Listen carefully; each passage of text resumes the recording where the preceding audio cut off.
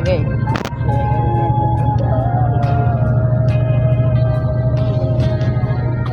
So, okay. Bago sakay.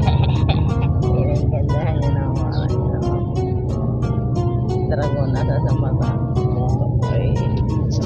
Tanging ikaw walang iba ang makakapagturo kung saan ka papunta. Humayok at magtungo. Ate ngayon ko natatanaw ang ngungutya at pagpuna.